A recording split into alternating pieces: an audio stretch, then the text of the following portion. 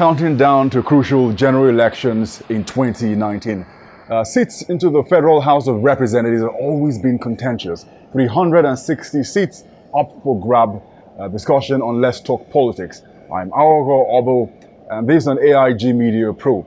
Talking with Tosin Akande, who is the House of Reps candidate for Yes Political Party, Lagos Mainland, and such a huge constituency and with plenty at stake. That's Great to have you on the show today. Thank you. All right, first and foremost, this is a big question everyone will ask you, the reason why you want to get involved in the Federal House of Representatives seat for Lagos Mainland. Oh, well, it's obvious because I believe I have enough experience, rich enough to occupy the office and represent the people very well. I've had 8 years of work experience at the National Assembly, doing nothing but drafting. I've had 4 years stint at the Lagos State House of Assembly, so I understand all the federal laws and the state laws. So it's going to be a great benefit for the people of Lagos Mainland. Besides, I'm a lawyer, and we're talking about a lawmaking institution, so it just blends that I be given a chance by the people. Of course, I have what it takes to intellectually. That's even one area where I know I'm so strong. Intellectual resources to deploy for the benefit of the people. And one of them is already what's trending now as my electoral promise to revisit the issue of the 37 LCDs in Lagos. It's going to come at a lot of benefit, not just for the people of my constituency in Lagos Mainland, but the entire Lagos state. So, because it needs to be resolved in favor of the Lagos people. It's only going to be fair, and whatever it will take, lobbying to the highest level, I'm ready to do it in the interest of the people. Your proposition hits at the heart of the matter, which is restructuring. That's right.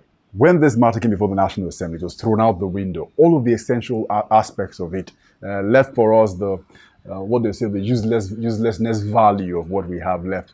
They cannot necessarily deal with the heart of the matter, which is restructuring. You've had comments by the Vice President, Yemi Osinbajo, and even with presidential candidate of the People's Democratic Party, Atiku Abubakar, on what exactly they mean by restructuring. If you talk about bringing local governments, the LCD is giving them recognition, local government status is what That's you're right. talking about. That's right.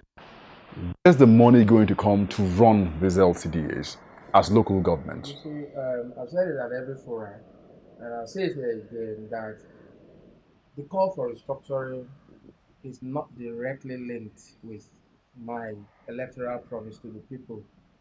When you say restructuring, you're talking about, probably making some kind of rearrangement of the polity entirely.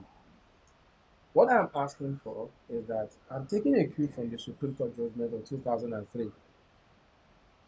Let's leave the situation the way it is. The Supreme Court has come out to say the process that was embarked upon by the then Asiwaju Tinubu-led government of Lagos State, they didn't say it's illegal. They only said the procedure was incorrect. That means it wasn't complete. That means one arm of the requirement was met, the other arm of the requirement is yet to be met. So why can't we revisit the issue to make the other requirement to be met, or even start all over again? So making calls for local government administration in Lagos State is fair and due, only fair and due. We have more Nigerians, and those who are in Nigeria are preponderant in Lagos State. So that's just on that basis. I'm looking at making an amendment, making the most out of the situation that was started, the good situation that was started by the then Asiwaju government for Lagos State. And I believe that governance exists in a continuum. That it was started by a party other than mine is no reason why we cannot complete it. And that's one of the reasons why we are even where we are, abandoned projects. One party comes in, 4 years later, another party comes in, and because of hate, you say, no, I'm not going to continue the good program that was started by that man. That thing, asking for local governments for Lagos State, it's all right because there are many people. Lagos is a mega city. The state itself is mega. All right. So, and Lagos is viable on its own. So that's where it differs from those making calls for direct restructuring. Lagos is viable. I admit that there are certain states that are not even viable, but not Lagos. So on the pedestal that we stand, I'm saying that Lagos State deserves indeed more LCDs, now that more you've local meant, governments. Let's give them consular recognition. okay. Now that you've mentioned a former governor of Lagos State, Bola Ahmed Tinubu, 8 years in office. That's right. He also represents a bulwark in terms of how politics is run in Lagos State. For throughout the entire Fourth Republic, the party he represents has always controlled things in politics. You with Yes political party, what do you think? Do you think you're formidable enough to go against the grain? Well, to start with, it's not the person of Ashwadi Bola Ahmed Tinubu that is contesting for the rep seat in Lagos Mainland. All right, so it may be the one backing the person, but it's the person I'm interested in basically. And what I have, what I've told the people is that look, it's a gold or silver Hawaii approach. No calumny campaign, a worry-free campaign, bitterness-free campaign, hate-free campaign. What I have in my head is what I'll put on the table. If it suits you, please take it. Send me. If it doesn't, you have every right to reject me at the polls. All right, but I'm not going to be unfazed by the fact that the dominant party in that place is APC. I believe that things will change, and that's the beginning of voters' education. You educate the people. When you educate them, they are empowered to know their left from their right. That it's not always, for example, for this particular election, Right. it's never about the party. It's about the individual coming on. All right, this individual, this one is a lawyer, for instance, also with a background in mass communication. All right, and then with stints at lawmaking institutions, both at the federal and the state level, and then he comes across as a very pleasant and, personable, a human being. So, what else do you want? One of the major characteristics over the years that I followed the electoral process in Lagos State, has been the amount of money thrown into the process. How much money is being spent by the candidate to get the votes at the end of the day. Not to say that people eventually will vote because of the money involved, but it's always considered that if you have money, you will get in the votes at the end of the day. What do you think? Vote buying is going to come up again in the 2019 general election. That's right. You're concerned about that? For me, yes, it's scary. You go out and almost every Nigerian is asking you for money or for something. But I enjoy educating them to the contrary. That you don't do that, because if you keep doing this and I acquiesce, to your demands, then the first thing I'm going to get when I get there is to recoup my money. You now see it as investment, but I don't want to do that. So for now, I won't give you anything. I'm sorry, it's okay, but I'll offer you my intellectual capacity. I'll tell you that if you let me in, I'll do this. And it's about, see, democracy is about the people. It's not ever about an individual. So if at the moment the great masses of the people want money, so be it. That's why I'm not afraid to lose this election, for instance. That's why my approach is different. Even Jesus Christ, the Lord Jesus Christ, lost in an election to Barabbas. So what are you saying? Why should mine be a tall order? Really? So I'm not phased. I've come to tell you the people. Democracy is about the people. If the greater number of people say we want money, and I don't have the money, then I'll lose, and it's okay by me. All right. So I'm unfazed really about book buying and selling incidences. It's okay. What I have is what I'm gonna give, the intellectual resource. If you be unfazed about that, tell me what you think about constituency allowances given to lawmakers. I know you're revolutionary and probably you're thinking that the money is running to several millions of naira lawmakers get every year. You could say, look, I'm not taking this money because I'm not satisfied that there's transparency about how the money is being used. What do you say about that? You're going to reject the money given to you as a lawmaker if you get elected? I'm going to adopt the Robin Hood approach. You know the story of Robin Hood, the good guy who was robbing the rich to settle the poor. Right. All right. So I will never, in my native intelligence, never, or corporate intelligence, will I reject that money. I'll take it. And that's the thing. Some people make them, come in a teacup saying that if you can disclose your salaries, disclosure of salary is not even the issue. It's giving it back to the people. It must always come back to the people. Draw up an account. This is what came in. This is what we have spent. Let them see it. Let the money go around. Nigeria is where it is at the moment. I'm laughing because the majority of the people are not feeling the money. You don't think it was an horrendous mistake former President Olusegun Obasanjo made in 2004 when he introduced the allowance? I will not. Emphasis on that. I will not read my lips. I will not, because abnormal situations will end up requiring abnormal solutions. The governors are expected to do certain things and not doing it. The chairman of local councils are expected to do, they are not doing it. It's only fair to make the legislators also players in carrying out one or two things. But I am now telling you that look at Nigeria, for instance. The money, people just hear the money. You just hear billions. Do you see it? You hear millions. Are the people feeling it? I am saying if they give me, I'll never return it. I'll take it and use it to drive so many projects that I have as electoral manifestos to do. All right, I believe so much in changing the mindset of Nigerians. If I continue to organize programs, if I continue to speak on fora like this, if I continue to, like the NOA is doing, the National Orientation of Agency, Nigerians need to be reorientated. The way we are going is not the way a country is run, both on the leadership side and on the followership divide. This is not how to be about a country. So we need money. We need. You're a PR person. You're a media person. You know nobody will just come here on the face of it to come and talk about the program, however laudable it is, without having to pay for the airtime. All right. So these are the issues. I'm not going to reject. I'm saying it again on TV. I won't reject the money. I will take it and make it go around the people. That's Right. when you are seen as a real representative of those people. All right, Tosin Akande, I'm going to put you on a pause on Let's Talk Politics. We'll take a quick break. When we come back, we'll continue discussions with Tosin Akande, who is the House of Reps candidate for Yes Political Party. Please stay with us. Welcome back to Let's Talk Politics. I'm still with Tosin Akande, who is the House of Reps candidate for Yes Electorate Solidarity Political Party, and he's contesting this poll for the Lagos Mainland. Such a huge area with numbers of people in millions, and they're of course asking and demanding certain things from lawmakers on what to do. We've dwelt on a huge part on what you think about the financial part when it comes to the House of Reps, what they earn. But very importantly, I'm sure you've also watched with keen interest the Electoral Act amendment with the National Assembly, the president returning the original amendment which was sent to the lawmakers and then back to the lawmakers saying this is what they think should happen. For example, you have the president for presidency from from 1 billion to 5 billion, and then the governors, which is moved from 200 million to 1 billion, and there it goes in for National Assembly. You've had the numbers also yanked up by almost times 5. Where are you getting funding for your election? Well, you see, we apply undue pressure on ourselves in this polity.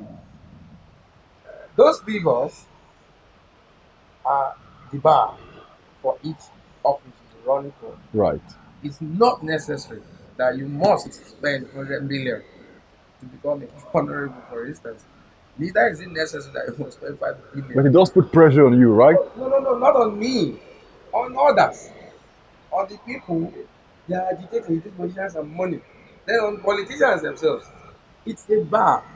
What they are saying is that you can't spend more than this. It does not mean you must spend that amount. Okay, so for example, some others may prosecute their elections successfully with 100 million. As a matter of fact, an average Nigerian politician will spend more than 100 million for that office. They will spend more than 100 million for that office. But with some degree of savvy and prudence, that same office by someone else might not cost up to what somebody spent more than 150 million to get, might cost someone less than 35 million naira to get. Understand? It's a night follows the day. It's a natural thing. What cost you one man's meat is another man's poison. What cost Absolutely. you 150, you will cost me just 25. So where you getting your funding from? Okay, from friends. All right. So, there's an online WhatsApp group that I have. Our friends are sending money, of course, from personal savings too. And then, of course, I've also been able to talk to people based on sponsorship. For instance, part of my posters that will be out very soon. I talk to printers. Can you do it for me? Oh, they say, oh, because you've been a great guy. You know, there are ways. It's not everything that you must incur money. I remember many years ago when I used to organize the Ink Awards. That's arguably the first youth-oriented awards in, post-independent Nigeria. I'm of the opinion that look, everybody has a stake in sustaining the community the way we want it to be. So I go and talk to people, private business owners, you do this, you do that. That was how we were doing it. The National Theatre Management were giving us the venue for the awards every year for free. We were not paying the time. So that is the same methodology that I've been approaching. That I've been adopting. Okay, so I talk to people. So can you undertake this for me? Can you do this for me? And they say, okay, yes. They say yes. And so far, that's the story. Mm. All right. So for me, funding is not the thing that I must get all the billions. No, it's easy. It's easy. And then the outcome of the election itself. That's why I told you that no hate campaign. No, it's a worry-free Mm. campaign. You All know, right. Mr. Akande, as the 8th assembly draws to a close, the jury is already out. I mean, in all fairness, there are people who will say, they're supporters, that this assembly has passed a number of important bills, but a number of people also will also say they've been involved in a lot of by the sidelines drama, especially with the leadership of the National Assembly, how they emerged, the brickbats between the executive and the leadership of the National Assembly. All of that, a number of people have pointed out as being some of the failures of the 8th National Assembly. First, you do an assessment of what you think about the 8th National Assembly. And then, if you do get into the Assembly, are you concerned that it's possible that you, being the minority, may be swallowed with what happens there? Well, my current opinion is that the eighth assembly, they've done their best.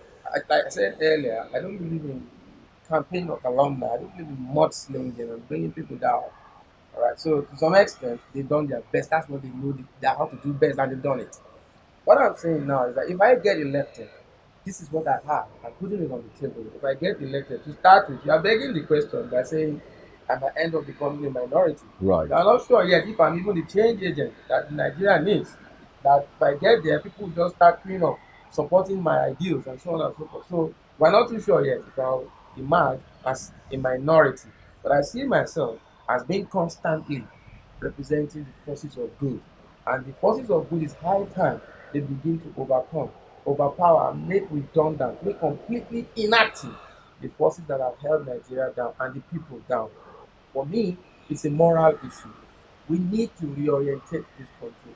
For me, Nigeria is a project that must not be allowed to fail. We can't monetize everything. Everything cannot just be monetized. And I've come up with an opinion many years back. I said Nigeria has become negligent because everybody has neglected to perfect or perform its roles. All right, so the media content must begin to be heavily sanctioned so that what goes out to the people out there, are a reflection of how organized, how beautiful at heart our people are. We're talking about political leadership that has a human face. That's what we want. A person that can identify with the needs of the people. And that's why coming again to that your question on constituency project that will I ask them Right. to stay. No. Bring it on.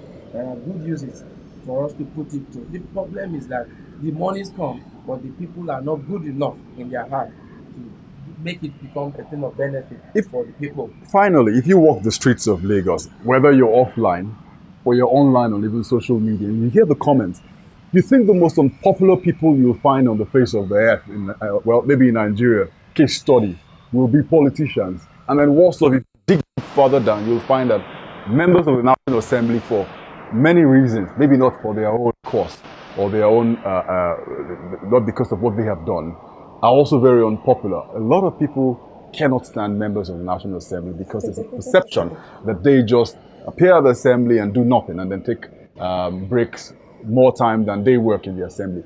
How do you correct this impression on why it's important we have a National Assembly that is bicameral, or if the Assembly decides to say, okay, we spend too much money, we just go unicameral? What do you think? You see, those people who are condemning them are hypocrites.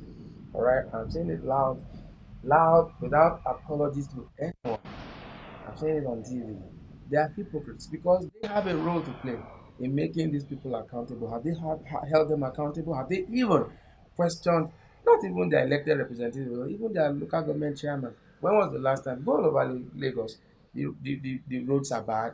Water from government, as they say, is not a common thing anymore as it was in the days of yore when we were children growing up.